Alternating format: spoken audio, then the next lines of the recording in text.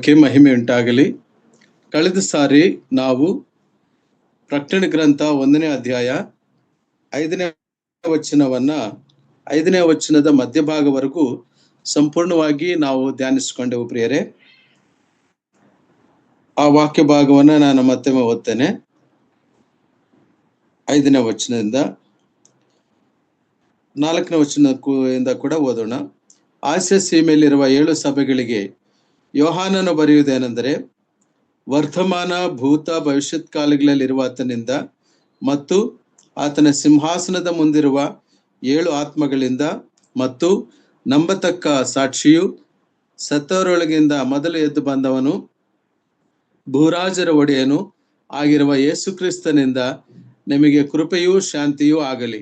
ಪ್ರಿಯರೇ, ಕಳೆದ 2-3 ಸಂದೇಶಗಳಲ್ಲಿ ನಾವು ಕರ್ತನಾದ ಯೇಸು ಕ್ರಿಸ್ತನ ದೈವತ್ವವನ್ನು, ಆ ದೈವತ್ವದ ಮಹತ್ವವನ್ನು ಹಂತ ಹಂತವಾಗಿ ಅಪೊಸ್ತಲನಾದ ಯೋಹಾನನು ಹೇಗೆ ತಿಳಿಸಿದನು ಎಂಬುದನ್ನು ನಾವು ಧ್ಯಾನಿಸಿಕೊಳ್ತಾ ಬಂದೆವು.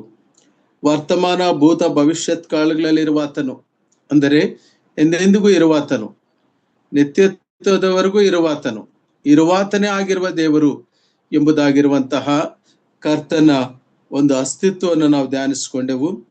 ಮತ್ತು ಸಿಂಹಾಸನದ ಮುಂದಿರುವ 7 ಆತ್ಮಗಳು 7 ಪರಿಪೂರ್ಣತೆ ಸಂಕೇತ. ಆ 7 ಆತ್ಮಗಳನ್ನು ಕುರಿತು ನಾವು ಧ್ಯಾನಿಸಿಕೊಂಡೆವು. ಜ್ಞಾನ, ವಿವೇಕ, ಯೆಹೋವನ ಆತ್ಮ, ಅಂತೂ ಯೆಹೋವನ ಆತ್ಮವೇ ನೆಲೆಗೊಂಡಿರುವುದು ಎಂಬುದಾಗಿರುವ ಸಂಗತಿಗಳನ್ನು ಧ್ಯಾನಿಸಿಕೊಂಡೆವು. ನಂಬತಕ್ಕ ಸಾಕ್ಷಿ, ಯೋಹಾನನ ಸಾಕ್ಷಿಯನ್ನು ಕುರಿತು ನೋಡಿದೆವು. ಮತ್ತು ಕೆಲವರು ಹೇಳಿರುವ ಸಾಕ್ಷಿಯನ್ನು, ಕರ್ತನಾದ ಯೇಸು ಕ್ರಿಸ್ತನು ತಾನೇ ಹೇಳಿರುವ ಸಾಕ್ಷಿಯನ್ನು ಕೂಡ ನಾವು ತಿಳಿದುಕೊಂಡೆವು. ಹಾಗೂ ಸತ್ತವರೊಳಗಿಂದ ಮೊದಲು ಎದ್ದು ಬಂದವನು, ದ ಫಸ್ಟ್ ರಿಸರೆಕ್ಟೆಡ್, ಕರ್ತನಾದ ಯೇಸು ಕ್ರಿಸ್ತನು ಪುನರುತ್ಥಾನ ಹೊಂದಿರುವಂತಹ ದೇವರು, ಪ್ರಪಂಚದ ಚರಿತ್ರೆಯಲ್ಲಿ, ವಿಶ್ವದ ಚರಿತ್ರೆಯಲ್ಲಿ ಮೃತ್ಯುಂಜಯನಾಗಿ ಮರಣವನ್ನು ಜಯಿಸಿ ಪುನರುತ್ಥಾನ ಹೊಂದಿರುವಂತಹ ದೇವರು, 3 ದಿನ ಹೂಣಲ್ಪಟ್ಟು 3ನೇ ದಿನ ಮೃತ್ಯುಂಜಯನಾಗಿ ಇದ್ದಿರುವಂತಹ, ಪುನರುತ್ಥಾನ ಹೊಂದಿರುವಂತಹ ಕರ್ತನು ಮೊದಲು ಎದ್ದು ಬಂದವನು. ಮತ್ತು ಭೂರಾಜರ ಒಡೆಯನು, ಎಲ್ಲ ಭೂರಾಜರನ್ನ ಮಾರ್ಪಡಿಸುತ್ತಿದ್ದನು ದೇವರು, ಆದರೆ ಈತನು ಮಾರ್ಪಡದ ಒಡೆಯನು. ಹೇಗೆ ನಾವು ದಾನಿಯೇಲ ಗ್ರಂಥದಲ್ಲಿ ಹೇಗೆ ದಾರ್ಯಾವೇಶನಿಂದ ಕೋರೇಶನಿಗೆ ಬದಲಾಯಿಸಿತ್ತು, ಹೀಗೆ ಇಹಲೋಕದಲ್ಲಿರುವ ಅರಸರುಗಳ ಅವರ ಒಂದು ಆಳ್ವಿಕೆಯ ಮೇಲೆಯೂ ಕೂಡ ಸ್ವಾಧೀನ ಇರುವಂತಹ ದೇವರು ಎಂಬುದಾಗಿ ಆತನ ನಿಯಂತ್ರಣೆಯಲ್ಲಿ ನಡೆಸಲ್ಪಡ್ತಾ ಇದೆ. ಪರಲೋಕದ ದೇವರ ಚಿತ್ತದ ಪ್ರಕಾರವೇ ಈ ಲೋಕದಲ್ಲಿರುವ ರಾಜ್ಯಗಳು, ಅವುಗಳ ಒಂದು ಆಳ್ವಿಕೆಯು ನಡೆಸಲ್ಪಡುವಂಥದ್ದು ಎಂಬುದಾಗಿ ತಿಳಿದುಕೊಳ್ಳುತ್ತಾ, ಅಂಥವನು ಆಗಿರುವ, ಭೂರಾಜರ ಒಡೆಯನು ಆಗಿರುವ ಯೇಸು ಕ್ರಿಸ್ತನಿಂದ ನಿಮಗೆ ಕೃಪೆಯೂ ಶಾಂತಿಯೂ ಆಗಲಿ. ಪ್ರಿಯರೇ, ಅಪೊಸ್ತಲನಾದ ಯೋಹಾನನು ಎಂತಹ ಒಳ್ಳೆಯ ಶುಭವನ್ನು ಹಾರೈಸ್ತಿದ್ದಾನೆ ಈ ಪ್ರಕಟಣೆ ಗ್ರಂಥ ಓದುವಂಥವರಿಗೆ. ಈ ವಾಕ್ಯವನ್ನು ಓದುವಂಥವನು, ಇದನ್ನು ಕೇಳುವಂಥವರು, ಇದನ್ನು ಕೈಕೊಂಡು ನಡೆಯುವಂಥವನು ಧನ್ಯನು ಎಂಬುದಾಗಿ ಒಂದು ಕಡೆ ಹೇಳಿದ್ರೆ, ಮತ್ತು ಹೀಗೆ ಅಂತಹ ಯೇಸು ಕ್ರಿಸ್ತನಿಂದ ನಿಮಗೆ ಕೃಪೆಯೂ ಮತ್ತು ಶಾಂತಿಯೂ ಆಗಲಿ ಎಂಬುದಾಗಿ ಹೇಳಿದರು. ಆ ಕೃಪೆಯು ಮತ್ತು ಶಾಂತಿ ಎಂಬುದಾಗಿರುವ ಪದಗಳನ್ನ ನಾವು ಕಳೆದ ಸಂದೇಶದಲ್ಲಿ ಧ್ಯಾನಿಸ್ತಾ ಬಂದೆವು. ಅದು ನಮ್ಮ ಕರ್ತನಾದ ಯೇಸು ಕ್ರಿಸ್ತನಿಂದಲೇ ಮಾತ್ರ ಸಾಧ್ಯ. ಧರ್ಮಶಾಸ್ತ್ರವು ಮನುಷ್ಯನಿಗೆ ಪಾಪವನ್ನು ತೋರಿಸುತ್ತೆ ಹೊರತು ಪಾಪದಿಂದ ಬಿಡುಗಡೆಯನ್ನು ತೋರಿಸ್ಲಿಕ್ಕೆ ಆಗ್ಲಿಲ್ಲ.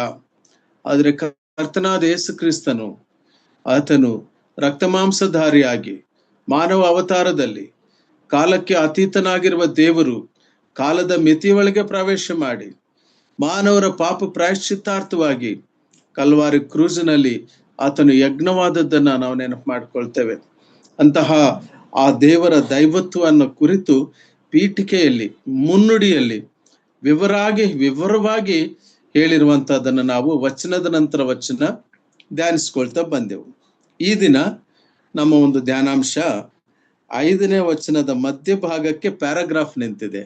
It's very interesting. ಇಲ್ಲಿ ನಿಮಗೆ ಕೃಪೆಯೂ ಶಾಂತಿಯೂ ಆಗಲಿ ಅಲ್ಲಿಗೆ ನಿಂತಿದೆ.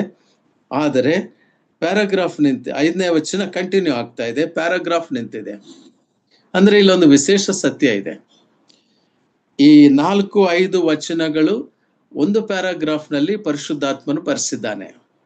ಆದರೆ 5ನೇ ಅಧ್ಯಾಯದ ಮಧ್ಯಭಾಗಕ್ಕೆ ಕೃಪೆಯು ಶಾಂತಿಯು ಆಗಲಿ ಎಂಬುದಾಗಿ ಅಲ್ಲಿ ಹೇಳುತ್ತಾ ಆ ಒಂದು ಏನು ಎಕ್ಸ್ಪ್ರೆಷನ್ ಆಫ್ ಗ್ರೀಟಿಂಗ್ಸ್, ಶುಭಾಭಿವಂದನೆಗಳನ್ನು ತಿಳಿಸುತ್ತಾ ಅಲ್ಲಿಗೆ ಮುಕ್ತಾಯ ಮಾಡಿದ ನಂತರ ಮತ್ತೊಂದು ಸತ್ಯವನ್ನ ಈ 5ನೇ ವಚನದ ನಂತರದ ಭಾಗದಲ್ಲಿ ನಮಗೆ ಯೋಹಾನನು, ಅಪೊಸ್ತಲನಾದ ಯೋಹಾನನು ಕೆಲವು ಸಂಗತಿಗಳನ್ನು ತಿಳಿಸುತ್ತಾ ಅಲ್ಲಿಗೆ ಲಿಂಕ್ ಮಾಡಲಿಲ್ಲ.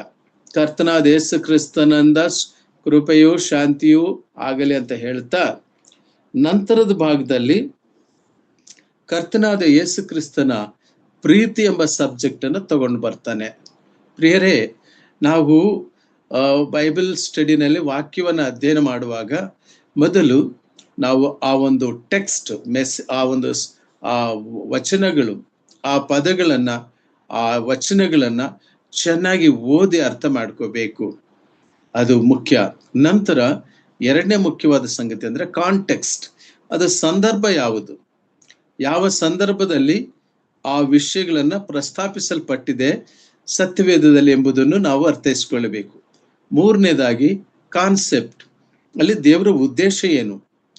ಈ 3 ಹುರಿಯ ಹಗ್ಗ ಬೇಗ ಕಿತ್ತು ಹೋಗುವುದಿಲ್ಲ ಅನ್ನೋ ರೀತಿಯಲ್ಲಿ ಈ 3 ರೀತಿಯಲ್ಲಿ ನಾವು ದೇವರ ವಾಕ್ಯವನ್ನ ದಿನಂಪ್ರತಿ ಧ್ಯಾನಿಸ್ಕೊಳ್ತಾ ಅಧ್ಯಯನ ಮಾಡ್ತಾ ಅದರಲ್ಲಿ ಆನಂದಿಸ್ಬೇಕಂತೆ.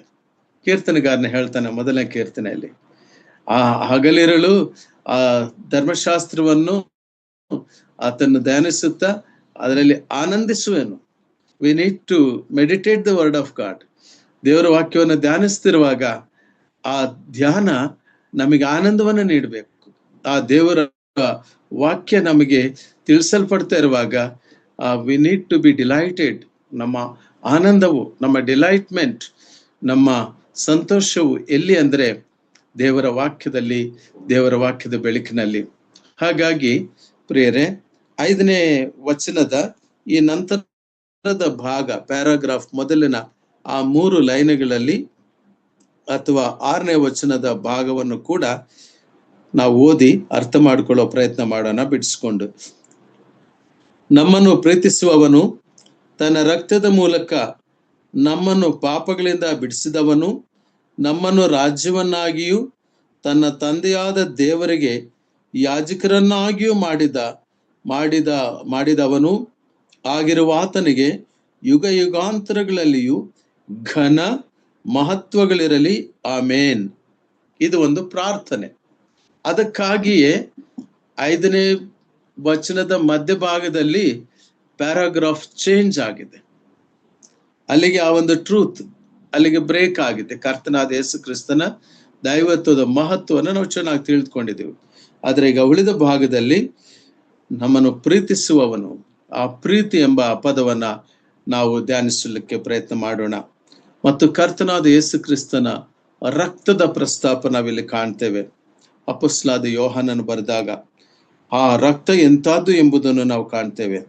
ಮತ್ತು 3ನೇ ವಿಷಯ ನೋಡುವಾಗ ಆತ ನಮ್ಮನ್ನು ರಾಜ್ಯವನ್ನಾಗಿಯೂ ತಂದೆಯಾದ ದೇವರಿಗೆ ಯಾಜಕರನ್ನಾಗಿಯೂ ಮಾಡುವನಾಗಿದ್ದಾನೆ. ರಾಜ್ಯವೂ ನಾವಾಗಿದ್ದೇವೆ, ಯಾಜಕರು ನಾವಾಗಿದ್ದೇವೆ.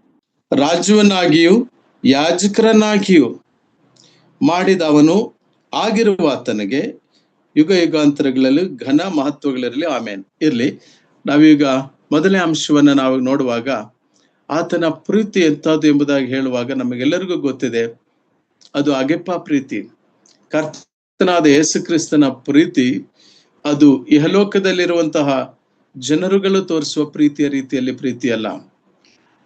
ಆತನು ಗಣನೆಗೆ ಬಾರದವರಾದಂತ ನಮ್ಮನ್ನು, ಎಣಿಕೆಗೆ ಬಾರದವರಾಗಿರುವಂತಹ ನಮ್ಮನ್ನು, ಆತನು ನಮ್ಮನ್ನ ಅಷ್ಟಾಗಿ ತಗ್ಗಿಸಿಕೊಂಡು ಈ ಲೋಕಕ್ಕೆ, ಶಾಪಗ್ರಸ್ತವಾದ ಈ ಲೋಕಕ್ಕೆ ಬಂದನು. ಕುಷ್ಠರೋಗಿಯು ಕರ್ತನಾದ ಯೇಸು ಕ್ರಿಸ್ತನನ್ನು ಕೇಳ್ತಾನೆ, ಕರ್ತನ ಬಳಿಗೆ ಬಂದು, ಪ್ರಭುವೇ, ನಿನಗೆ ಮನಸ್ಸಿದ್ದರೆ ನನ್ನನ್ನು ಶುದ್ಧಿ ಮಾಡಬಲ್ಲೆ ಎಂಬುದಾಗಿ ಹೇಳಿದಾಗ ಆ ಅತ್ಯಂತ ಕನಿಷ್ಠ ಸ್ಥಿತಿಯಲ್ಲಿರುವಂತಹ ಆ ಕುಷ್ಠರೋಗಿಯನ್ನ ಮುಟ್ಟಲು ಮನುಷ್ಯರು ಯಾರು ಕೂಡ ಹಿಂಜರಿತಿರುವಾಗ ಕರ್ತನಾದ ಯೇಸು ಕ್ರಿಸ್ತನು ಆತನನ್ನು ಮುಟ್ಟಿ ಸ್ವಸ್ಥ ಮಾಡ್ತಾನೆ. ಯಾಕಂತ ಹೇಳುವಾಗ ಆತನು ಆ ಅಗೆಪ ಪ್ರೀತಿಯನ್ನು ತೋರಿಸಿದನು. ಅಷ್ಟು ಮಾತ್ರವಲ್ಲ, ಕಲ್ವಾರಿ ಕ್ರೂಜ್ನಲ್ಲಿ ಆತನು ಇಷ್ಟಪೂರ್ವಕವಾಗಿ ಮರಣವನ್ನು ಹೊಂದುವುದರ ಮೂಲಕವಾಗಿ ಲೋಕದ ಮೇಲೆ ತನಗಿರುವಂತಹ ಪ್ರೀತಿಯನ್ನು ಪ್ರಕಟಪಡಿಸಿದ್ದಾನೆ. ಪ್ರಿಯರೇ, ಅದು ದೈವಿಕ ಪ್ರೀತಿ, ಅದು ಅಗೆಪ ಪ್ರೀತಿ ಎಂಬುದನ್ನು ನಾವು ಕಾಣ್ತೇವೆ. ಯೇಸು ಎಂಬುದು ಆತನ ಮಾನವತ್ವದ ಹೆಸರು. ಮಾನವನಾಗಿ ಈ ಲೋಕಕ್ಕೆ ಬಂದಾಗ ಮನುಷ್ಯನು, ಆತನು ಸಂಪೂರ್ಣ ಮನುಷ್ಯನು, ಸಂಪೂರ್ಣ ಮಾನವನು ಆಗಿದ್ದಾನೆ ನಮ್ಮ ಕರ್ತನಾದ ಯೇಸು ಕ್ರಿಸ್ತನು. He is a completely man and he is completely God. ಯೇಸು ಎಂಬ ಪದವನ್ನ ಹೊಸ ಒಡಂಬಡಿಕೆಯಲ್ಲಿ 973 ಟೈಮ್ಸ್, 973 ಸಾರಿ ಆ ಪದ ಬರೆಯಲ್ಪಟ್ಟಿದೆ. ಯೇಸು ಎಂಬುದಾಗಿ ನಾವು ನೋಡ್ತೇವೆ. ಅದು ಆತನು ನರಾವತಾರಿಯಾಗಿ ಮಾನವ ರೂಪದಲ್ಲಿ ರಕ್ತಮಾಂಸಧಾರಿಯಾಗಿ ಬಂದಿರುವಂತಹದಕ್ಕಾಗಿ ಹೇಳಲ್ಪಟ್ಟಿರುವಂತಹದ್ದು. ಅದನ್ನು ನಾವು ನೋಡುವಾಗ 1 ಯೋಹಾನ 4ನೇ ಅಧ್ಯಾಯ 7-8 ವಚನಗಳಲ್ಲಿ ನಾವು ಕಾಣ್ತೇವೆ. ಕ್ರಿಸ್ತು ಎಂಬುದಾಗಿ ಹೇಳುವಾಗ ಅದು ಆತನ ದೈವತ್ವದ ಹೆಸರು.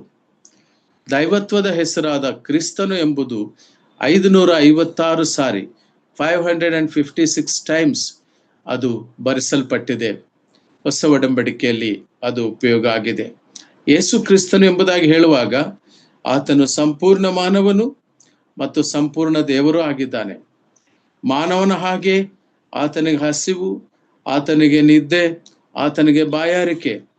ಶಿಷ್ಯರ ಜೊತೆಯಲ್ಲಿ ಹಡಗಿನಲ್ಲಿ ಪ್ರಯಾಣ ಮಾಡ್ತಿರುವಾಗ ಕರ್ತನಾದ ಯೇಸು ಕ್ರಿಸ್ತನು ನಿದ್ದೆಗೆ ಜಾರಿದನು. ಯಾಕಂದ್ರೆ ಅಲ್ಲಿ ಆತನ ಸಂಪೂರ್ಣ ಮಾನವನು. ಮತ್ತು ಶಿಷ್ಯರು ಆತನನ್ನು, ಪ್ರಭುವೇ, ಈಗ ಏನು ಸಮುದ್ರ ಇಷ್ಟು ಘೋಷ ಎದ್ದೇಳ್ತಾ ಇದೆ ಎಂಬುದಾಗಿ ಹೇಳುವಾಗ ಕರ್ತನಾದ ಯೇಸು ಕ್ರಿಸ್ತನು ಆ ಗಾಳಿಯನ್ನು, ಸಮುದ್ರವನ್ನು ಆತನು ಗದರಿಸಿದನು, ಅದನ್ನು ನಿಲ್ಲಿಸಿದನು. ಇದು ಆತನ ದೈವತ್ವದ ಗುಣ. Is a perfect combination of man and god. ಸಂಪೂರ್ಣ ದೇವರು, ಸಂಪೂರ್ಣ ಮಾನವರು ಎಂಬುದನ್ನ ಮತ್ತೊಮ್ಮೆ ಮನವರಿಕೆ ಮಾಡ್ಲಿಕ್ಕೋಸ್ಕರವಾಗಿ ಅಪೊಸ್ತಲನಾದ ಪೌಲನು ಇಲ್ಲಿ ಈ ಮಾತುಗಳನ್ನ ನಮಗೆ ಸತ್ಯವೇದದಲ್ಲಿ ಬರೆಸಿದ್ದನ್ನ ನಾವು ನೆನಪು ಮಾಡಿಕೊಳ್ಳೋಣ. ನಮಗೆಲ್ಲರೂ ಗೊತ್ತಿರೋ ವಿಷಯಗಳೇ ಇದು. ಈ ಒಂದು ಮಾತನ್ನು ನಾವು ಗಮನಿಸ್ತೇವೆ. ಹೊಸ ಒಡಂಬಡಿಕೆಯಲ್ಲಿ ನಾವು ಯೇಸು ಕ್ರಿಸ್ತನ್ ಎಂಬುದಾಗಿರುವಂತಹ ಪದವನ್ನ ನಾವು ಹೀಗೆ ನೋಡುವುದಾದ್ರೆ, ಹಳೆ ಒಡಂಬಡಿಕೆಯಲ್ಲಿ ಕರ್ತನಾದ ಯೇಸು ಕ್ರಿಸ್ತನನ್ನು ಮೆಸ್ಸಿಯಾ ಎಂಬುದಾಗಿ, we use that word ಮೆಸ್ಸಿಯಾ ಎಂಬುದಾಗಿ ಹೇಳುವಾಗ ಕರ್ತನಾದ ಯೇಸು ಕ್ರಿಸ್ತನು ಎಂಬುದಾಗಿರುವಂತಹ ಪದ ಅದು ಹಳೆ ಒಡಂಬಡಿಕೆಯಲ್ಲಿ ಉಪಯೋಗಿಸಲ್ಪಟ್ಟಿರುವಂತದ್ದಾಗಿತ್ತು. ಕ್ರಿಸ್ತನು ಎಂಬ ಪದವನ್ನು ಗ್ರೀಕ್ ಭಾಷೆಯಲ್ಲಿ ಕ್ರಿಸ್ಟೋಸ್ ಎಂದು ಕರೀತಾರೆ. ಇದಕ್ಕೂ ಅರ್ಥ ಅಭಿಷಿಕ್ತನು. ಈಸ್ ಅನಾಯಿಂಟೆಡ್, ಅಭಿಷಿಕ್ತನು ಎಂಬುದಾಗಿ. ಮತ್ತು ಕರ್ತನಾದ ಯೇಸು ಕ್ರಿಸ್ತನ ರಕ್ತದ ಮೂಲಕವಾಗಿ ನಾವು ಬಿಡುಗಡೆ ಹೊಂದಿದ್ದೇವೆ. ದಯಮಾಡಿ ನೋಡ್ರಿ, ಇಬ್ರಿಯದವರು ಬರೆದ ಪತ್ರಿಕೆ 12ನೇ ಅಧ್ಯಾಯ 24ನೇ ವಚನ. ಇಬ್ರಿಯ ಪತ್ರಿಕೆ 12ನೇ ಅಧ್ಯಾಯ 24ನೇ ವಚನ.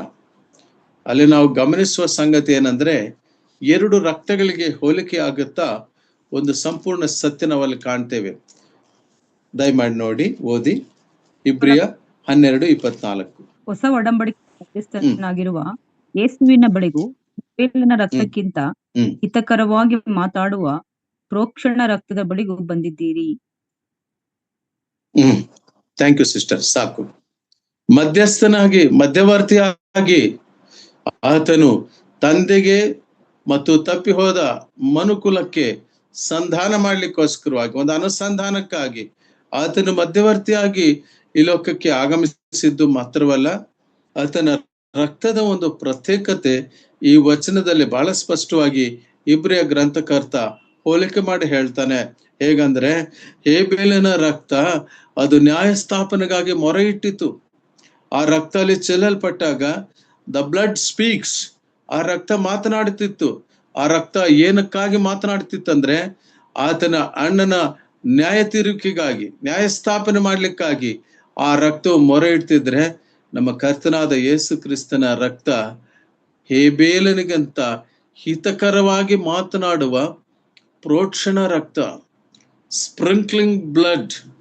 ನಾವು ಸ್ಪ್ರಿಂಕ್ಲಿಂಗ್ ಅಥವಾ ಪ್ರೋಕ್ಷಣ ಎಂಬುವ ಪದವನ್ನು ಅರ್ಥ ಮಾಡಿಕೊಳ್ಳಬೇಕಾದ್ರೆ, ಹಳೆ ಒಡಂಬಡಿಕೆಯಲ್ಲಿ ಯಾಜಕನು ಅತಿ ಪರಿಶುದ್ಧ ಸ್ಥಳದಲ್ಲಿ ಆತನು ಪ್ರವೇಶಿಸುವಾಗ ಆತನು ಆ ರಕ್ತವನ್ನ, ಅಂದ್ರೆ ಆ ಒಂದು ಹಸುವಿನ ರಕ್ತವನ್ನ ಅಥವಾ ಮೇಕೆಯ ರಕ್ತವನ್ನ, ಕುರಿಯ ರಕ್ತವನ್ನ, ಕೋಳಿ ರಕ್ತ, ಅದು ಪರಿಶುದ್ಧವಾದದ್ದಾಗಿರಬೇಕು, ಅಂಗಹೂನವೇನು ಇಲ್ಲದೆ ಇರುವಂತದ್ದಾಗಿರಬೇಕು. ಅದ ರಕ್ತವನ್ನ ಚಿಮುಕಿಸುವಂತ, ಸ್ಪ್ರಿಂಕ್ಲಿಂಗ್, ಪ್ರೋಚಿಸುವಂಥದ್ದು. ಆಗ ನಮ್ಮ ಕರ್ತನಾದ ಯೇಸು ಕ್ರಿಸ್ತನ ರಕ್ತ ಇಟ್ ವಾಸ್ ಸ್ಪ್ರಿಂಕಲ್ಡ್. ಇಂಗ್ಲಿಷ್ ಭಾಷೆಯಲ್ಲಿ ಆ ಪದ ಉಪಯೋಗಿಸಲ್ಪಟ್ಟಿದೆ. ಅಂದ್ರೆ ಪ್ರೋಚಿಸಿದೆ ಅಂದ್ರೆ ಅರ್ಥ ಏನಂದ್ರೆ, ಸ್ವಲ್ಪ ಫೋರ್ಸ್ ಆಗಿ ಎಲ್ಲರ ಮೇಲೆ ಆ ರಕ್ತ ಅದು ಸ್ಪ್ರಿಂಕಲ್, ಅದು ಪ್ರೋಚಿಸಲ್ಪಟ್ಟಿದೆ. ಆ ದಿನದಲ್ಲಿ ಕರ್ತನಾದ ಯೇಸು ಕ್ರಿಸ್ತನು ಇಬ್ಬರ ಕಳ್ಳರ ನಡುವೆ ಕಲ್ವಾರಿ ಕ್ರೂಸ್ಗೆ ಆತನು ಯಜ್ಞಾರ್ಪಿತನಾದಾಗ ಆ ರಕ್ತವು ಚಿಮ್ಮಿ ಬಂದಿದೆ. ಕೈಗಳಲ್ಲಿ ಮೊಳೆಗಳನ್ನಿಟ್ಟು ಹೊಡೆದಾಗ ರಕ್ತವು ಚಿಮ್ಮಿ ಬಂದಿದೆ. ತಲೆಯಲ್ಲಿ ಮುಳ್ಳಿನ ಕಿರೀಟವನ್ನಿಟ್ಟು ಹೊಡೆದಾಗ ಅದು ಸುರಿದ ರಕ್ತ ಅಲ್ಲ, ಚಿಮ್ಮಿ ಬಂದಿರುವಂತ ರಕ್ತ. ಅದು ಅದು ತಂದೆಯಾದ ದೇವರಿಗೆ ಇಷ್ಟವಾಯಿತು. ಯೆಶಾಯ ಗ್ರಂಥಕರ್ತ ಮಾತನ್ನ ಹೇಳ್ತಾನೆ 53ನೇ ಅಧ್ಯಾಯ 10ನೇ ವಚನದಲ್ಲಿ, ಆತನನ್ನು ಜಜ್ಜುವುದು ಯೆಹೋವನ ಸಂಕಲ್ಪವಾಗಿತ್ತು. ಆ ಜಜ್ಜಿದಾಗ ಬಂದ ಆ ಸ್ಪ್ರಿಂಕ್ಲಿಂಗ್ ಬ್ಲಡ್. ಪ್ರಿಯರೇ, ಎಂತಹ ದಿವ್ಯ ಪ್ರೀತಿ, ಆ ಅಮರ ಪ್ರೀತಿ, ಅಮರತ್ವದಲ್ಲಿ, ನಿತ್ಯತ್ವದಲ್ಲಿ, ಪರಲೋಕದ ಭಾಗ್ಯದಲ್ಲಿರುವಂತ ಕರ್ತನಾದ ಯೇಸು ಕ್ರಿಸ್ತನು ಆತನು ಮಾನವ ಕೋಟಿಯನ್ನು ಪ್ರೀತಿ ಮಾಡಿ ತನ್ನ ರಕ್ತದ ಕೊನೆ ಹನಿಯ ತನಕ ಆತನು ಚಿಮ್ಮಿಸಿದನು. ಪ್ರಿಯರೇ, ದಿಸ್ ಈಸ್ ದ ಬ್ಲಡ್. ಕರ್ತನಾದಂತ ಯೇಸು ಕ್ರಿಸ್ತನ ಅಮೂಲ್ಯ ರಕ್ತ, ಪವಿತ್ರವಾದ ರಕ್ತವನ್ನ ನೆನಪು ಮಾಡಿಕೊಳ್ಳುವ ಪ್ರಸ್ತಾಪ ಏನಿತ್ತು ಅಪೊಸ್ತಲನಾದ ಯೋಹಾನನು. ಇದಕ್ಕೆ ನಾವು ಗಮನಿಸಿ ನೋಡ್ತೇವೆ. ಯೋಹಾನ್ ಸುವಾರ್ತ 19ನೇ ಅಧ್ಯಾಯ 26ನೇ ವಚನದಲ್ಲಿ ನಾವು ನೋಡಿದಾಗ, ಆತನನ್ನು ಪ್ರೀತಿಸುವ ಶಿಷ್ಯನೆಂಬುದಾಗಿ ಅಲ್ಲಿ ಬರೆಯಲ್ಪಟ್ಟಿದೆ. ಶಿಷ್ಯರೆಲ್ಲ ಚೆಲ್ಲಾಚೆದರಾಗಿ ಹೋದಾಗ ಈ ಶಿಲುಬೆಯ ಆ ರಕ್ತವನ್ನ, ಆ ಮರಣವನ್ನ ಕಣ್ಣಾರೆ ನೋಡುತ್ತಿರುವಂತ ಶಿಷ್ಯನಾಗಿದ್ದವನು ಯೋಹಾನನು ಮಾತ್ರವೇ. ಪ್ರಿಯರೇ, ಅದಕ್ಕಾಗಿ ಯೋಹಾನನು ಈ ಮಾತುಗಳನ್ನ ಪುನಃ ನೆನಪು ಮಾಡಿಕೊಳ್ತಾ ಆತನ ಒಂದು ಪರಿಪೂರ್ಣ ದೈವತ್ವದ ಆ ಪ್ರೀತಿಯನ್ನ ಮತ್ತು ಆತನ ಅಮೂಲ್ಯವಾದ ರಕ್ತವನ್ನ ಮತ್ತೊಮ್ಮೆ ನೆನಪು ಮಾಡಿಕೊಳ್ತಾ ಆತನು ದೇವರನ್ನ ಮಹಿಮೆಪಡಿಸುವಂತದನ್ನ ನಾವು ಇಲ್ಲಿ ಕಾಣ್ತೇವೆ ಈ ವಚನಗಳಲ್ಲಿ. ಯಾಕಂದ್ರೆ ಪರಿಶುದ್ಧಾತ್ಮ ದೇವರು ಈ ಮಾತುಗಳನ್ನು ಬರೆಸುತ್ತಾ, ಆತನು ನಮ್ಮನ್ನು ಪಾಪಗಳಿಂದ ಬಿಡಿಸಿದವನು. ಆ ರಕ್ತ ಮಾತಾಡಿತು ಏನಂದ್ರೆ, ಹೇಬೇಲನಿಗಿಂತ ಹಿತಕರವಾಗಿ ಮಾತನಾಡುವ ಪ್ರೋಕ್ಷಣ ರಕ್ತ. ಆತ ಹೇಳಿದ್ದು, ಇವರೇನು ಮಾಡ್ತಿದ್ದಾರೋ ಇವರಿಗೆ ಗೊತ್ತಿಲ್ಲ, ಇವರನ್ನು ಕ್ಷಮಿಸು ದೇವರೇ, ಇವರನ್ನೇನು ಕ್ಷಮಿಸು. ಆತನು ತನ್ನ ಎಲ್ಲವೂ ನೆರವೇರುವ ತನಕ, ಎಲ್ಲವೂ ತೀರಿತು ಎಂಬುದಾಗಿ ಹೇಳುವ ತನಕ ಕರ್ತನಾದ ಯೇಸು ಕ್ರಿಸ್ತನು ಆ ಮಧ್ಯ ಬೆರೆಸಿರುವ ಹುಳಿ ರಸ ಆತನಿಗೆ ತಗಲಿಸ್ಲಿಕ್ಕೆ ಹೋಗುವಾಗ ಸ್ವೀಕರಿಸಲಿಲ್ಲ. ಪ್ರಿಯರೇ, ಶಿಲುಬೆಗೆ ಹಾಕಲ್ಪಟ್ಟವರ ಆ ನೋವು ಕಡಿಮೆ ಆಗ್ಲಿಕ್ಕೋಸ್ಕರವಾಗಿ ಆ ಕಾಲದಲ್ಲಿ ಯೆರೂಸಲೇಮ್ ಸ್ತ್ರೀಯರು ಆ ಮಧ್ಯ ಬೆರೆಸಿದ ಹುಳಿ ರಸವನ್ನು ತಯಾರು ಮಾಡಿ ಕೊಡುತ್ತಿರುವಾಗ ಆತನು ತೆಗೆದುಕೊಳ್ಳಿಲ್ಲ. ಆ ಕಹಿಯಾದಂತಹ ಆ ಹುಳಿ ರಸವನ್ನ ಸ್ವಾಮಿಯು ಮತ್ತಾಯ ಸುವಾರ್ತೆಯಲ್ಲಿ ನಾವು ನೋಡ್ತೇವೆ, ಆತ ತಗೊಳ್ತಿಲ್ಲ. ಮತ್ತು ನಾವು ಗಮನಿಸಿ ನೋಡ್ತೇವೆ, ಲೂಕನ ಸುವಾರ್ತೆಯಲ್ಲಿ ಆತನು ತೆಗೆದುಕೊಳ್ಳುವುದಿಲ್ಲ. ಆದ್ರೆ ಯೋಹಾನ್ ಸುವಾರ್ತೆಯಲ್ಲಿ ಆತ ಇನ್ನೇನು ಜೀವ, ಪ್ರಾಣ, ಆತ್ಮನ ಕರ್ತನ ದೇವರಿಗೆ ಒಪ್ಪಿಸಬೇಕು. ಆ ಸಂದರ್ಭದಲ್ಲಿ ಇವರ ಬಾಯಿಗೆ ತಗಲಿಸ್ತಾರೆ. ಆ ಸಂದರ್ಭದಲ್ಲಿ ಕೊನೆಯದಾಗಿ ಕರ್ತನಾದ ಯೇಸು ಸ್ವಾಮಿ ಹೇಳಿರೋ ಮಾತು, ಎಲ್ಲವೂ ತೀರಿತು. It is fulfilled. This is the absolute perfect offering of a Lord Jesus Christ. ನಮ್ಮ ಕರ್ತನಾದ ಯೇಸು ಕ್ರಿಸ್ತನ ಆ ಒಂದು ಪ್ರೋಕ್ಷಣ ರಕ್ತದ ಕುರಿತು ಪುನಃ ನೆನಪು ಮಾಡಿ ಅದರ ಮೂಲಕ ನಾವು ಬಿಡುಗಡೆ ಹೊಂದಿದ್ದೇವೆ. ನಮ್ಮ ವಿಮೋಚನ ಕ್ರಯಧನವು ಅಷ್ಟು ದೊಡ್ಡದು. We are redeemed by the blood of lord Jesus Christ. ಕರ್ತನಾದ ಯೇಸು ಕ್ರಿಸ್ತನ ಆ ಪರಿಶುದ್ಧವಾದಂತ, ಅತಿ ಪರಿಶುದ್ಧವಾದ ರಕ್ತ, ಅಮೂಲ್ಯ ರಕ್ತದಿಂದ ನಾವು ಬಿಡುಗಡೆ ಹೊಂದಿದ್ದು ಮಾತ್ರವಲ್ಲ, ನೋಡಿ ಇನ್ನೊಂದು ಪದವನ್ನು ಹೇಳ್ತಾನೆ ಅಪೊಸ್ತಲನಾದ ಯೋಹಾನನಲ್ಲಿ 6ನೇ ವಚನ. ಪಾಪಗಳಿಂದ ಬಿಡಿಸಿದವನು ನಮ್ಮನ್ನು ರಾಜ್ಯವನ್ನಾಗಿಯೂ ತನ್ನ ತಂದೆಯಾದ ದೇವರಿಗೆ ಯಾಜಕರನ್ನಾಗಿಯೂ, we are the kingdom of God. ಈಗ ದೇವರ ರಾಜ್ಯವು, ಅದಕ್ಕೆ ಸ್ವಾಮಿ ಒಂದು ಮಾತು ಹೇಳ್ತಾರೆ ಒಂದ್ ಕಡೆ, ದೇವರ ರಾಜ್ಯವು ಇಲ್ಲೂ ಇಲ್ಲ, ಅದು ನಿಮ್ಮೊಳಗಡೆನೆ ಇದೆ. It is in us. ಆತನ ರಾಜ್ಯವು ನಾವಾಗಿದ್ದೇವೆ ಎಂಬುದನ್ನು ಆತನ ಹೇಳ್ತಾನೆ. ಮಾತ್ರವಲ್ಲ, ಯಾಜಕರಾಗಿ ನಾವಿಲ್ಲಿ ಸ್ವಲ್ಪ ಧ್ಯಾನಿಸೋಣ. ಯಾಜಕರನ್ನಾಗಿ ಮಾಡಿದವನು ಆಗಿರುವ ಆತನಿಗೆ ಯುಗ ಯುಗಾಂತರಗಳಲ್ಲಿಯೂ ಘನ ಮಹತ್ವಗಳು. ಆಮೇನ್. ಈ ಯಾಜಕತ್ವ ಇದು ವಿಭಿನ್ನವಾದಂತ ಯಾಜಕತ್ವ. ಇದು ಹೇಗೆ ವಿಭಿನ್ನವಾದ ಯಾಜಕತ್ವ? ನಮ್ಮ ಯಾಜಕತ್ವ ಹೇಗೆ? ಈಗ ಅಕ್ಷರಾರ್ಥವಾದ ಯಾಜಕತ್ವ ಇಲ್ಲ. ಹಳೆ ಒಡಂಬಡಿಕೆಯಲ್ಲಿ ಆ ಅತಿ ಪರಿಶುದ್ಧ ಸ್ಥಳಕ್ಕೆ ವರ್ಷಕ್ಕೊಮ್ಮೆ ಯಾಜಕನು ಹೋಗುವಂತದಿತ್ತು. ಈಗ ಆ ಪರಿಪಾಟಿ ಇಲ್ಲ. ಈಗ ಯಜ್ಞಗಳು ಮಾಡುವ ಅವಶ್ಯಕತೆ ಇಲ್ಲ. ಈಗ ಆ ಪ್ರಾಣಿಗಳ ರಕ್ತ ಚೆಲ್ಲಿಸುವ ಅವಶ್ಯಕತೆ ಇಲ್ಲ. ಆದರೆ ಆತ್ಮಾರ್ಥವಾದಂತ ಯಾಜಕತ್ವ ನಮ್ಮದಿದೆ. ಅದಕ್ಕೆ ಹೋಗೋದಕ್ಕಿಂತ ಮುಂಚೆ ಈ ಯಾಜಕತ್ವದ ಕೆಲವು ಏನು ಸಂಗತಿಗಳನ್ನ ನಾವು ಧ್ಯಾನಿಸುವಂತ ಪ್ರಯತ್ನವನ್ನು ಮಾಡೋಣ. ಯಾಜಕ ಕ್ರಮ ದಯಮಾಡಿ ನೋಡ್ರಿ. ಜಲಪ್ರಳಯ ಬರೋದಕ್ಕಿಂತ ಮುಂಚೆ ಯಾಜಕತ್ವ ಇತ್ತು. ಆದಿಕಾಂಡದಲ್ಲಿ 7 ರೀತಿಯ ಯಾಜಕತ್ವಗಳನ್ನ ನಾನು ತಮಗೆ ಈ ಸಂದರ್ಭದಲ್ಲಿ ಪ್ರಸ್ತಾಪಿಸೋದಕ್ಕೆ ಪ್ರಯತ್ನಿಸ್ತೇನೆ. ಬಿಫೋರ್ ದ ಫ್ಲಡ್ಸ್, ನೋಹನ ಜಲಪ್ರಳಯ ಆಗೋದಕ್ಕಿಂತ ಮುಂಚೆ ಇರುವಂತ ಒಂದು ಯಾಜಕತ್ವ ವೈಯಕ್ತಿಕ ಯಾಜಕತ್ವ ಆಗಿತ್ತು, ವ್ಯಕ್ತಿಗತವಾದಂತ ಯಾಜಕತ್ವ ಆಗಿತ್ತು. ಅದಕ್ಕೋಸ್ಕರವಾಗಿಯೇ 4ನೇ ಅಧ್ಯಾಯ ಪ್ರಾರಂಭದಲ್ಲಿ ಆ ಯಾಜಕತ್ವ ಪ್ರಾರಂಭ ಆದರೆ ಅದೇ ಅಧ್ಯಾಯದ ಕೊನೆಯಲ್ಲಿ ಕರ್ತನಲ್ಲಿ ಪ್ರಿಯರೇ ನಾವೊಂದು ವಚನವನ್ನು ಕಾಣ್ತೇವೆ. ಹೀಗೆ ಯೆಹೋವನ ಹೆಸರಿನಲ್ಲಿ ಆರಾಧಿಸಲು ಪ್ರಾರಂಭವಾದಂತ ಆ ಒಂದು ಅಧ್ಯಾಯ. ದಯಮಾಡಿ ನೋಡ್ರಿ, ಆದಿಕಾಂಡ ಪುಸ್ತಕ 4ನೇ ಅಧ್ಯಾಯಕ್ಕೆ ಬರೋಣ. ಆದಿಕಾಂಡ ಪುಸ್ತಕ 4ನೇ ಅಧ್ಯಾಯ, the book of Genesis chapter 4.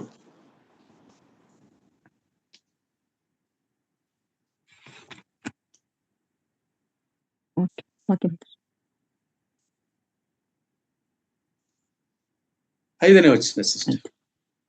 ಯೆಹೋವನು ಹೇಬೇಲನನ್ನು ಅವನ ಕಾಣಿಕೆಯನ್ನು ಮೆಚ್ಚಿ ಕಾಯಿನನನ್ನು ಅವನ ಕಾಣಿಕೆಯನ್ನು ಮೆಚ್ಚಲಿಲ್ಲ. ಇದರಿಂದ ಕಾಯಿನನು ಬಹು ಕೋಪಗೊಂಡನು, ಅವನ ಮುಖವು ಕಣಗುಂದಿತ್ತು.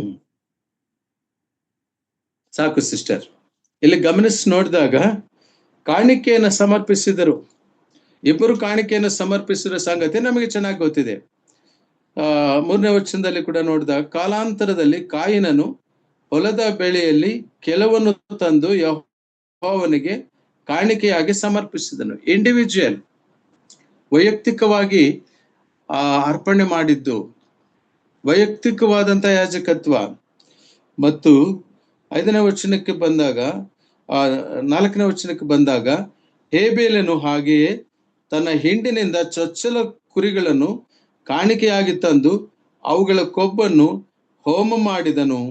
ಹೋಮ ಎಂಬುದಾಗಿ ಹೇಳುವಾಗ ಅಲ್ಲಿಗಾಗ್ಲೇ ಹೇಬೇಲನು ಒಂದು ಕ್ರಮಬದ್ಧವಾಗಿ ವೈಯಕ್ತಿಕ ಯಜ್ಞವನ್ನ ಮಾಡ್ತಾ ಇದ್ದಾನೆ, ಯಜ್ಞವನ್ನು ಅರ್ಪಿಸಿದನು. ಪ್ರಿಯರೇ, ಈ ವ್ಯಕ್ತಿಗತ ಯಜ್ಞ ಪ್ರಾರಂಭವಾಗಿದೆ. ಯಾಜಕತ್ವ ಇದು it was an individual offering. ಆ ಯಾಜಕತ್ವ ಪ್ರಾರಂಭ ಆಗಿದೆ. ಆ ಒಂದು ಯಾಜಕತ್ವ ವ್ಯಕ್ತಿಗತವಾದದ್ದು. ಆದರೆ ಪ್ರಿಯರೇ, ಅದೇ ಅಧ್ಯಾಯದ ಕೊನೆ ವಚನ ನಾವು ನೋಡುವಾಗ, ತರುವಾಯ ಸೇತನು ಸಹ ಮಗನನ್ನು ಪಡೆದು ಅವನಿಗೆ ಎನೋಷ್ ಎಂಬ ಹೆಸರಿಟ್ಟನು. ಆ ಕಾಲದಲ್ಲಿ ಯೆಹೋವ ಎಂಬ ಹೆಸರನ್ನು ಹೇಳಿಕೊಂಡು ಆರಾಧಿಸುವುದಕ್ಕೆ ಪ್ರಾರಂಭವಾಯಿತು. ಯೆಹೋವನ ಹೆಸರನ್ನ ಆರಾಧಿಸುವುದಕ್ಕೆ ಪ್ರಾರಂಭವಾದದ್ದು 4ನೇ ಅಧ್ಯಾಯದ ಈ ಕೊನೆ ವಚನದಲ್ಲಿ ನಾವು ಗಮನಿಸಿ ನೋಡ್ತೀವಿ. ಅದಕ್ಕಿಂತ ಮೊದಲು ಈ ನಾವು ನೋಡುವ ಈ ಇಬ್ಬರ ಒಂದು ವೈಯಕ್ತಿಕವಾದಂತ ಒಂದು ಯಾಜಕತ್ವ ಅಥವಾ ವ್ಯಕ್ತಿಗತವಾದಂತ ಯಾಜಕತ್ವ, ಇದನ್ನ ನಾವು ಗಮನಿಸಿ ನೋಡ್ತೇವೆ. ಇದೇನಂತ ಹೇಳಿದ್ರೆ ಇಂಡಿವಿಜುವಲ್ ಏನು ಯಾಜಕತ್ವ. ಮತ್ತು ನಾವು ಮುಂದಕ್ಕೆ ನೋಡುವಾಗ ಎರಡನೇದಾಗಿ ಕುಟುಂಬ ಯಾಜಕತ್ವ. ಕುಟುಂಬ ಯಾಜಕತ್ವ ಎಲ್ಲಿಂದ ಬಂತು, ಯಾವಾಗ ಬಂತು ಅಂದ್ರೆ ಹೆಚ್ಚು ಕಮ್ಮಿ ಕಾಲಾಂತರದಲ್ಲಿ ನಾವು ಗಮನಿಸಿ ನೋಡ್ತೇವೆ. ಯೋಬ ಗ್ರಂಥವನ್ನ ಮೋಶೆ ಹೆಚ್ಚು ಕಮ್ಮಿ ಎಕ್ಸುಡಸ್ ವಿಮೋಚನೆ ಕಾಂಡ ಬರೆಯುವಂತ ಸಂದರ್ಭದಲ್ಲಿನೇ ಬರೆಯಲ್ಪಟ್ಟಂತಹದ್ದು ಎಂಬುದಾಗಿ ಆ ಚರಿತ್ರಕಾರರ ಒಂದು ಅಭಿಪ್ರಾಯ. ಯೋಬ ಗ್ರಂಥ 1ನೇ ಅಧ್ಯಾಯ 5ನೇ ವಚನದಲ್ಲಿ ಕುಟುಂಬಕ್ಕಾಗಿ ಯಾಜಕತ್ವ ಮಾಡುವಂತದನ್ನ ನಾವು ಕಾಣ್ತೇವೆ. ಕುಟುಂಬ ಯಾಜಕತ್ವ, ಯೋಬ ಗ್ರಂಥ 1ನೇ ಅಧ್ಯಾಯ 5ನೇ ವಚನ. ಔತಣ ಸರದಿ ತೀರಿದ ನಂತರ ಯೋಬನು ತನ್ನ ಮಕ್ಕಳು ಒಂದು ವೇಳೆ ಹೃದಯದಲ್ಲಿ ದೇವರನ್ನ ದೂಷಿಸಿ ಪಾಪ ಮಾಡಿರಬಹುದು ಎಂದು ಅವರನ್ನ ಕರೆಸಿ ಶುದ್ಧಿಪಡಿಸಿ ಬೆಳಗ್ಗೆ ಎದ್ದು ಅವರ ಸಂಖ್ಯೆಗೆ ತಕ್ಕಂತೆ ಹೋಮಗಳನ್ನು ಅರ್ಪಿಸುತ್ತಿದ್ದನು. ಹೀಗೆ ಯೋಬನು ಕ್ರಮವಾಗಿ ಮಾಡುತ್ತಿದ್ದನು. ಯೋಬನು ತನ್ನ ಮಕ್ಕಳಿಗೋಸ್ಕರವಾಗಿ ಆತನು ಕುಟುಂಬ ಯಾಜಕತ್ವ ಮಾಡಿದನು. ಈಗ ನಮ್ಮ ಯಾಜಕತ್ವ ಹೇಗಂದ್ರೆ ನಮ್ಮ ಕುಟುಂಬದ ಮಕ್ಕಳಿಗೋಸ್ಕರವಾಗಿ ನಾವು ಪ್ರಾರ್ಥನೆ ಮಾಡಬೇಕು. ಕರ್ತನಲ್ಲಿ ಪ್ರಿಯರೇ, ಈ ದಿನಮಾನಗಳು there are lot of attractions and distractions. ಒಂದು ಕಾಲದಲ್ಲಿ ಇದ್ದಂತ ರೀತಿಯಲ್ಲಿ ಇಲ್ಲ ಈಗಿನ ಯುವ ಪೀಳಿಗೆಯ ಸವಾಲುಗಳು ಮತ್ತು ಸಮಸ್ಯೆಗಳು. ಅದರಿಂದ ಅವ್ರನ್ನ ಕಾಯುವುದಕ್ಕಾಗಿ ನಮಗೆ ಒಂದೇ ಒಂದು ಬಹಳ ಮುಖ್ಯವಾದಂತಹ ಸಾಧನೆ ಎಂಬುದಾಗಿ ಹೇಳುವಾಗ ಪ್ರಾರ್ಥನೆ, ಪ್ರಾರ್ಥನೆ, ಪ್ರಾರ್ಥನೆ. ಯಾಕಂದ್ರೆ ನಾವು ಅವರಿಗೋಸ್ಕರವಾಗಿ ವಿಪರೀತವಾಗಿ ಪ್ರಾರ್ಥಿಸಬೇಕು. ಭಕ್ತನಾದ ಯೆರೆಮೀಯನು ಪ್ರಲಾಪ ವಾಕ್ಯಗಳಲ್ಲಿ ಹೇಳ್ತಾನೆ, ರಾತ್ರಿಯ ಒಂದೊಂದು ಜಾವದಲ್ಲಿ ಎದ್ದು ನಿಮ್ಮ ಮಕ್ಕಳಿಗೋಸ್ಕರವಾಗಿ ಅಳಿರಿ, ಗೋಳಾಡಿರಿ, ಪ್ರಾರ್ಥನೆ ಮಾಡಿರಿ. ಹೌದು, ಆ ಜಾಗ್ರತೆ, ಆ ಒಂದು ಅವಶ್ಯಕತೆ ಇದು ಆ ಕಾಲದಲ್ಲಿ ಅಕ್ಷರಾರ್ಥವಾದ ಯಾಜಕತ್ವ ನಡೆದ್ರೆ ಈ ಕಾಲದಲ್ಲಿ ನಾವು ಆತ್ಮಾರ್ಥವಾಗಿ ವಿಜ್ಞಾಪನೆ ಮಾಡುತ್ತಾ ಕಾಪಾಡುವಂತಹ ಪರಿಸ್ಥಿತಿಯಲ್ಲಿರುವಂತರಾಗಿರ್ತೇವೆ. ಕುಟುಂಬ ಪ್ರಾರ್ಥನೆ, ಯಾವ ಕುಟುಂಬದಲ್ಲಿ ಕುಟುಂಬ ಪ್ರಾರ್ಥನೆ ಇರ್ತದೋ ಆ ಕುಟುಂಬದಲ್ಲಿ ದೇವರ ಪ್ರಸನ್ನತೆ ಇರ್ತದೆ. ಅವರು ಒಟ್ಟಿಗೆ ಸಾಗುವಂತರಾಗ್ತಾರೆ.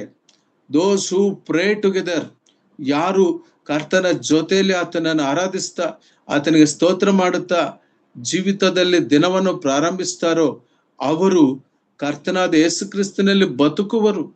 ಆ ಯಾವ ದಿನದ ಕೇಡು ಆ ದಿನ ಸಾಕು.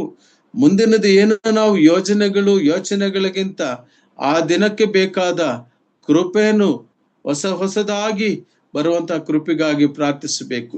ಬನ್ನಿ, ನಾನು ಮುಂದಕ್ಕೆ ಹೋಗ್ತೇನೆ. 3ನೇ ಯಾಜಕತ್ವ ಮೆಲ್ಕಿಸೆದೆಕು ಯಾಜಕತ್ವ. ನೋಟ್ ಮಾಡ್ಕೊಳ್ಳಿ ಬೇಕಾದ್ರೆ. ಮೊದಲನೇದು ವ್ಯಕ್ತಿಗತ ಯಾಜಕತ್ವ, ಅದು ಆದಿಕಾಂಡ 4ನೇ ಅಧ್ಯಾಯ 1ರಿಂದ 5 ವಚನಗಳ ನಡುವೆ ಇರುವಂತಹದ್ದು. ಎರಡನೇದು ಕುಟುಂಬ ಯಾಜಕತ್ವ, ಯೋಬ ಗ್ರಂಥ 1ನೇ ಅಧ್ಯಾಯ 1ರಿಂದ 5 ವಚನಗಳಲ್ಲಿ ಇರುವಂತಹದ್ದು. ಮತ್ತು 3ನೇದಾಗಿ ಬಂದಾಗ ಮೆಲ್ಕಿಸೆದೆಕು ಯಾಜಕತ್ವ. ಈ ಮೆಲ್ಕಿಸೆದೆಕನ ಬಗ್ಗೆ ನಾವು ಸಾಕಷ್ಟು ಇಬ್ರಿಯ ಗ್ರಂಥ ಧ್ಯಾನಿಸುವಾಗಲೂ ಮತ್ತು ಹಲವಾರು ಈ ಸಂದರ್ಭಗಳಲ್ಲಿ ನಾವು ತಿಳಿದುಕೊಂಡಿದ್ದೇವೆ. ಈ ಮೆಲ್ಕಿಸೆದೆಕು ಯಾಜಕತ್ವದ ಕುರಿತು ನಮಗೆ ಆದಿಕಾಂಡ ಪುಸ್ತಕ 14ನೇ ಅಧ್ಯಾಯ 18-19 ವಚನಗಳಲ್ಲಿ ನಾವು ಕಾಣ್ತೇವೆ. ಆ ಸೊದೋಮ ಆ ಒಂದು ಅರಸನ ಒಂದು ಯುದ್ಧದ ನಂತರ ನೋಡ್ರಿ ಆ ಮಾತು ಆದಿಕಾಂಡ ಪುಸ್ತಕ 14ನೇ ಅಧ್ಯಾಯ 18-19 ವಚನಗಳು.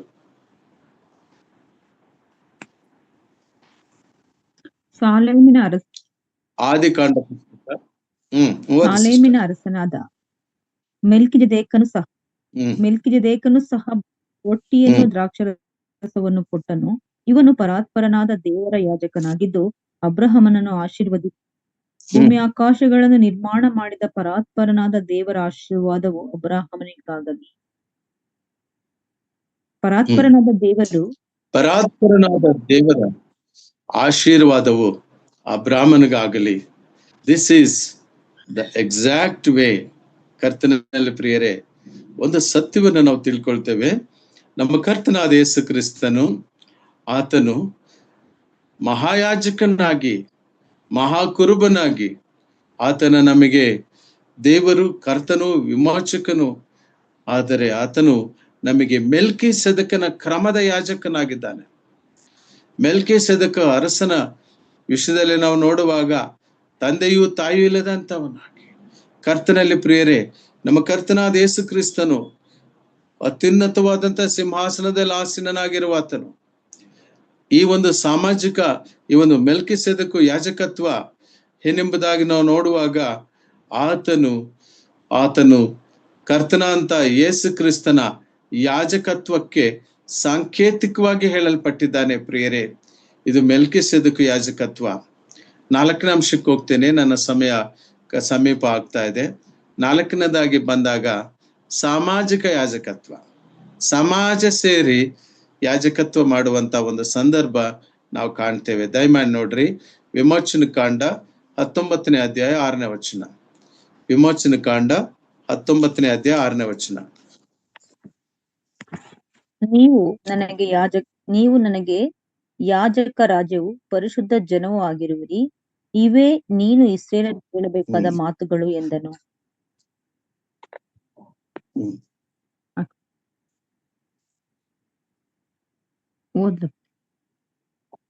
ನೀವು ನನಗೆ ಸ್ವಕೀಯ ಅಲ್ಲಿ 5ನೇ ವಚನದಲ್ಲಿ ನಾವು ಹೀಗಿರಲಾಗಿ, ನೀವು ನನ್ನ ಮಾತನ್ನು ಶ್ರದ್ಧೆಯಿಂದ ಕೇಳಿ ನಾನು ಮಾಡುವ ನಿಬಂಧನೆಯನ್ನು ಅನುಸರಿಸಿ ನಡೆದರೆ ನೀವು ಎಲ್ಲಾ ಜನಾಂಗಗಳಲ್ಲಿ ನನಗೆ ಸ್ವಕೀಯ ಜನರಾಗುವಿರಿ. ಸಮಸ್ತ ಭೂಮಿಯು ನನ್ನದಷ್ಟೇ. ನೀವು ನನಗೆ ಯಾಜಕ ರಾಜ್ಯವು, ಎಲ್ಲಿ this is the social offering, ಸಾಮಾಜಿಕ ಯಾಜಕತ್ವ, ಯಾಜಕ ರಾಜ್ಯವು, ಪರಿಶುದ್ಧ ಜನವು, ಇವೇ ನೀನು ಇಸ್ರಾಯೇಲರಿಗೆ ಹೇಳಬೇಕಾದ ಮಾತುಗಳು ಎಂಬುದಾಗಿ ಮೋಶೆಗೆ ಹೇಳ್ತಾನೆ ದೇವರು. ಆ ದಿನದ ಬೆಟ್ಟವನ್ನೇರಿದಾಗ ಇಸ್ರಾಯೇಲ್ ಜನಾಂಗ ಒಂದು ಸಾಮಾಜಿಕ ಯಾಜಕತ್ವ ಆಗಿ ನಾವಲ್ಲಿ ಗಮನಿಸಿ ನೋಡುವಾಗ ಅವರಿಗೆ ಆ ಧನ್ಯತೆಯನ್ನು ದೇವರು ಕೊಟ್ಟಿದ್ದಾನೆ.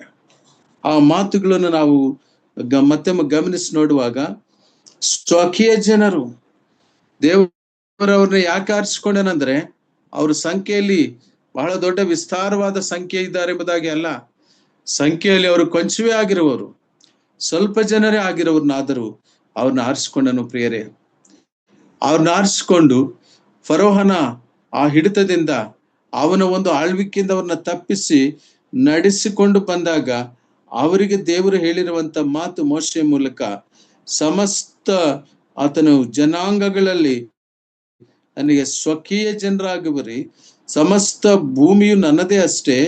ನೀವು ನನಗೆ ಯಾಜಕ ರಾಜ್ಯವು, ನೀವು ಯಾಜಕರು ಮಾತ್ರವಲ್ಲ, the whole nation belongs to our priesthood. ಇಡೀ ರಾಜ್ಯವೇ ಯಾಜಕ ರಾಜ್ಯ. ಸಾಮಾಜಿಕವಾಗಿ ಇಡೀ ಸಮಾಜ, ಇಡೀ ಇಸ್ರಾಯೇಲ್ ಸಮಾಜ, ಇದು ಯಾಜಕತ್ವ, ಇದು ಸಾಮಾಜಿಕ ಯಾಜಕತ್ವ ಎಂಬುದಾಗಿ ನಾವಿಲ್ಲಿ ಗಮನಿಸಿ ನೋಡ್ತೇವೆ. ಪ್ರಿಯರೇ, ಅಷ್ಟು ಮಾತ್ರವಲ್ಲ, 5ನೇ ಅಂಶ ಆಹಾರೋನು ಯಾಜಕತ್ವನ ನಾವು ಕಾಣ್ತೇವೆ. ಅದೇ ವಿಮೋಚನ ಕಾಂಡ 30ನೇ ಅಧ್ಯಾಯ 30ನೇ ವಚನ. ವಿಮೋಚನ ಕಾಂಡ 30ನೇ ಅಧ್ಯಾಯ 30ನೇ ವಚನ.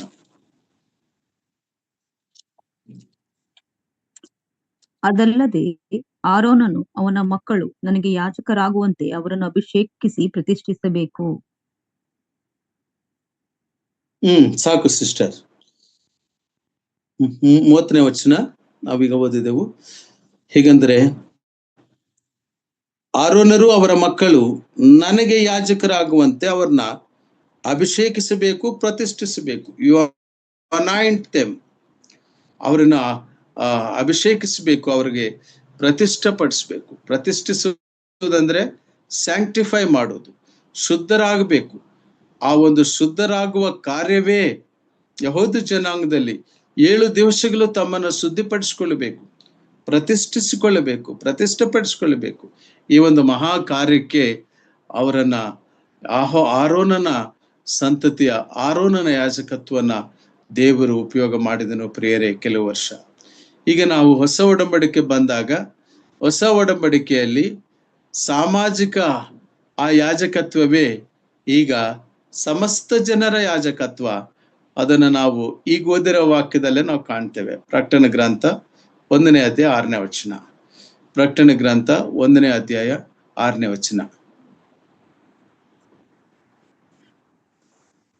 ನಮ್ಮನ್ನು ರಾಜ್ಯವನ್ನಾಗಿಯೂ ನನ್ನ ತಂದೆಯಾದ ದೇವರಿಗೆ ಯಾಜಕರನ್ನಾಗಿಯೂ ಮಾಡಿದವನು ಆಗಿರುವ ಆತನಿಗೆ ಸಾಕು ಸಿಸ್ಟರ್. ಪ್ರಾರಂಭದಲ್ಲಿ ಇದ್ದದ್ದು ವ್ಯಕ್ತಿಗತ ಯಾಜಕತ್ವ, ಅಲ್ಲಿಂದ ಪ್ರಯಾಣ ಕುಟುಂಬ ಯಾಜಕತ್ವ, ಅಲ್ಲಿಂದ ಪ್ರಯಾಣ ಮೆಲ್ಕಿಸೆದೆಕ್ ಯಾಜಕತ್ವ, ಅಲ್ಲಿಂದ ಪ್ರಯಾಣ ಇಸ್ರಾಯೇಲ್ ಯಾಜಕತ್ವ, ಸಾಮಾಜಿಕ ಯಾಜಕತ್ವ, ಅಲ್ಲಿಂದ ಮುಂದಕ್ಕೆ ಆ ಯಾಜಕತ್ವದಲ್ಲಿಯೂ ಪ್ರತ್ಯೇಕಿಸಲ್ಪಟ್ಟಂತ ಆರೋನನ ಯಾಜಕತ್ವ. ಪ್ರಿಯರೇ, ಎಲ್ಲವೂ ಒಂದಾಗಿರುವುದು ಕರ್ತನಾದ ಯೇಸು ಕ್ರಿಸ್ತನಲ್ಲಿನೇ. ಅದಕ್ಕೆ ಎಫೆಸ್ ಗ್ರಂಥಕರ್ತ ಹೇಳ್ತಾನೆ, ಎಫೆಸದವರು ಬರೆದ ಪತ್ರಿಕೆ 1ನೇ ಅಧ್ಯಾಯ 7 ಅಥವಾ 8ನೇ ವಚನ ಅಂತ ಕಾಣಿಸ್ತೇನೆ, ಸಮಸ್ತವು ಒಂದಾಗುವುದು ಕರ್ತನಾದ ಯೇಸು ಕ್ರಿಸ್ತನಲ್ಲಿ. ಎಲ್ಲಿ ನಾವು ಒಂದು ಮಾತನ್ನ, ಆ ವಚನವನ್ನು ಒಮ್ಮೆ ಓದುವ ಪ್ರಯತ್ನವನ್ನು ಮಾಡೋಣ. ಎಫೆಸದವರು ಬರೆದ ಪತ್ರಿಕೆ, ಎಫೆಸ್ ಪತ್ರಿಕೆ 1ನೇ ಅಧ್ಯಾಯ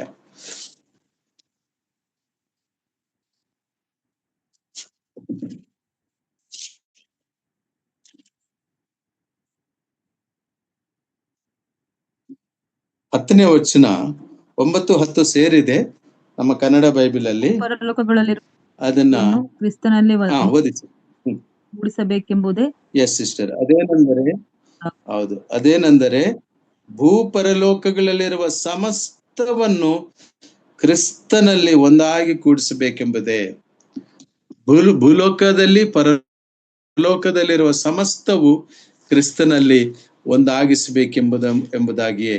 ಅದೇ ಆ ಒಂದು ಯಾಜಕತ್ವವನ್ನು ಕುರಿತು ಹೇಳುತ್ತಾ ಭಕ್ತನಾದಂತ ಯೋಹಾನನು ಈ 5ನೇ ವಚನದ ಕೊನೆ ಭಾಗದಲ್ಲಿ ಈಗ ನಮಗಿದು ಅರ್ಥ ಆಗುತ್ತೆ. ಏನಂದ್ರೆ, ಪಾಪಗಳಿಂದ ಬಿಡಿಸಿದವನು ನಮ್ಮನ್ನು ರಾಜ್ಯವನ್ನಾಗಿಯೂ, ಇಸ್ರಾಯೇಲ್ ರಾಜ್ಯ ಮಾತ್ರ ರಾಜ್ಯವಲ್ಲ, ನಮ್ಮೆಲ್ಲರನ್ನು, ಈ ಭೂಲೋಕದವರೆಲ್ಲರನ್ನು, ನಾವು ಅಬ್ರಹಾಮ ಸಂತಾನದವರಲ್ಲ, ಆ ಅನ್ಯ ಜನರಾಗಿರುವಂಥವು, ಆದರೆ ಕರ್ತನಾದ ಯೇಸು ಕ್ರಿಸ್ತನ ಮೂಲಕ ನಾವು ಆತನೊಂದಿಗೆ ಒಂದಾಗಿದ್ದೇವೆ. ಹಾಗಾಗಿ ಯೋಹಾನನು ಈ ಮಾತುಗಳನ್ನ ಎಂತಹ ಹಿನ್ನೆಲೆಯಿಂದ ಇರುವಂತಹ, ಧರ್ಮಶಾಸ್ತ್ರದ ಕಾಲಘಟ್ಟದಿಂದ ಇರುವಂತ ಎಲ್ಲರಿಗೂ ಕೂಡ ಈ ಒಂದು ಸ್ಪಷ್ಟನೆಯನ್ನು ನೀಡಲಿಕ್ಕೆ, ಒಂದು ಕ್ಲಾರಿಟಿಯನ್ನು ಕೊಡ್ಲಿಕ್ಕೆ ಕರ್ತನಾದ ಯೇಸು ಕ್ರಿಸ್ತನು ನಮ್ಮನ್ನು, ಅಂದರೆ ನಮ್ಮೆಲ್ಲರನ್ನು ಕೂಡ ಹೀಗೆ ಆತನು ರಾಜ್ಯವನ್ನಾಗಿಯೂ ತನ್ನ ತಂದೆಯಾದ ದೇವರಿಗೆ ಯಾಜಕರನ್ನಾಗಿಯೂ ಮಾಡಿದವನು ಆಗಿರುವ ಆತನು. ಹಾಗಾಗಿ ಪ್ರಿಯರೇ, ಅಪೊಸ್ತಲನಾದ ಯೋಹಾನನು ಕರ್ತನಾದ ಯೇಸು ಕ್ರಿಸ್ತನ ಪ್ರೀತಿಯನ್ನು, ಆತನ ರಕ್ತವನ್ನು ಮತ್ತು ಆದ ನಂತರ ಹೇಗೆ ಹಳೆ ಒಡಂಬಡಿಕೆಯಿಂದ ಯಾಜಕತ್ವ ಮುಂದುವರೆದುಕೊಂಡು ಬಂದಿದೆ, ಆ ಯಾಜಕತ್ವದ ಸಮಾಪ್ತಿಯನ್ನ ಪ್ರಕಟಣೆ ಗ್ರಂಥದ 1ನೇ ಅಧ್ಯಾಯ 6ನೇ ವಚನದಲ್ಲಿ, ಸಮಾಪ್ತಿ ಆಗಿಲ್ಲ, ಇನ್ನು ಯಾಜಕತ್ವ ಇನ್ನೊಂದು ಇದೆ, ಮುಂದಕ್ಕೆ ಹೋಗೋಣ, 7ನೇದಿದೆ.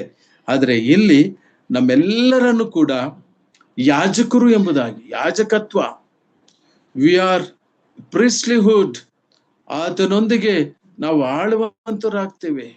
This is the great truth in the Bible. ಪ್ರಿಯರೇ, ಸತ್ಯವೇದದಲ್ಲಿ ಈ ಸತ್ಯಾಂಶಗಳನ್ನ ನಾವು ನೆನಪು ತಂದುಕೊಂಡು, what a great God we have. ಕೊನೆಯದಾಗಿ 7ನೇದಾಗಿ ನಮಗಿರುವಂತಹ ಇನ್ನೊಂದು ಯಾಜಕತ್ವ, ಪ್ರಕಟಣೆ ಗ್ರಂಥ 20ನೇ ಅಧ್ಯಾಯ 6ನೇ ವಚನದಲ್ಲಿ ಓದಿಕೊಳ್ಳೋಣ. 20ನೇ ಅಧ್ಯಾಯ 6ನೇ ವಚನ.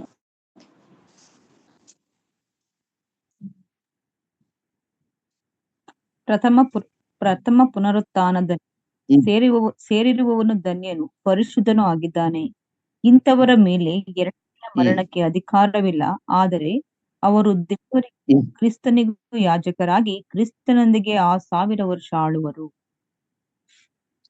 Aba, what a great thing ಪ್ರಿಯರೇ, ಎಂತಹ ಅದ್ಭುತವಾದಂತಹ ವಾಗ್ದಾನ. ಅದಕ್ಕೋಸ್ಕರವಾಗಿಯೇ ನಾವು ಪರಿಶುದ್ಧವಾಗಿ ಜೀವಿಸಬೇಕು. ಅದಕ್ಕೋಸ್ಕರವಾಗಿಯೇ ನಾವು ಪರಿಪೂರ್ಣತೆ ಹಾದಿಯಲ್ಲಿ ಸಾಗಬೇಕು. ವಾಕ್ಯವೆಂಬ ಉದಕ ಸ್ನಾನ ಮಾಡಿಸಲ್ಪಡ್ತಾ ಇರಬೇಕು. ಈ ಒಂದು ವಾಕ್ಯೋಪದೇಶ, ಈ ಒಂದು ವಾಕ್ಯೋಪದೇಶ ಸಹಿತವಾದಂತ ಈ ಒಂದು ಸ್ನಾನ, ಇದು ನಮ್ಮನ್ನ ಪರಿಶುದ್ಧ ಪವಿತ್ರಗೊಳಿಸ್ತಾ ಇರ್ತದೆ. ಆದ್ದರಿಂದ ಕರ್ತನಲ್ಲಿ ಪ್ರಿಯರೇ, ನಾವಿಲ್ಲಿ ಗಮನಿಸಿ ನೋಡುವಾಗ ನಮ್ಮ ಕರ್ತನ ಅಂತ ಯೇಸು ಕ್ರಿಸ್ತನಿಗೂ ದೇವರಿಗೂ ಕ್ರಿಸ್ತನಿಗೂ ಯಾಜಕರಾಗಿರುವ ಕ್ರಿಸ್ತನೊಂದಿಗೆ, ವಾಟ್ ಎ ಗ್ರೇಟ್ ಪ್ರಿವಿಲೇಜ್ ಕರ್ತನಲ್ಲಿ ಪ್ರಿಯರೇ. ಈ ರೀತಿಯಾಗಿ ಅಪೊಸ್ತಲನಾದ ಯೋಹಾನನು ಕರ್ತನಾದ ಯೇಸು ಕ್ರಿಸ್ತನ ಆತನ ಪ್ರೀತಿಯನ್ನು, ಆತನ ರಕ್ತದ ಮಹತ್ವವನ್ನು, ಆತನ ನಮ್ಮ ನೀಡಿರುವ ಪಾಪ ವಿಮೋಚನೆಯನ್ನು ಮತ್ತು ನಮ್ಮನ್ನ ರಾಜ್ಯವನ್ನಾಗಿ ಯಾಜಕರನ್ನಾಗಿ ಮಾಡಿರುವ ಸಂಗತಿಗಳನ್ನ ನಾವು ತಿಳಿದುಕೊಂಡಿದ್ದೇವೆ. ಪುನಃ ನೆನಪು ಮಾಡಿಕೊಳ್ಳುವ ಇಂತಹ ಧನ್ಯತೆ, ಅದಕ್ಕೆ ಅದು ಪ್ರಾರ್ಥನಾ ರೂಪದಲ್ಲಿ ಬರೆದು ಯುಗಗಳಿಗೂ ಆತನಿಗೂ ಮಹಿಮೆ, ಘನತ, ಪ್ರಭಾವ ಉಂಟಾಗಲಿ. ಆಮೇನ್ ಆಮೇನ್ ಎಂದು ಮುಕ್ತಾಯ ಮಾಡ್ತೇನೆ. Thank you very much.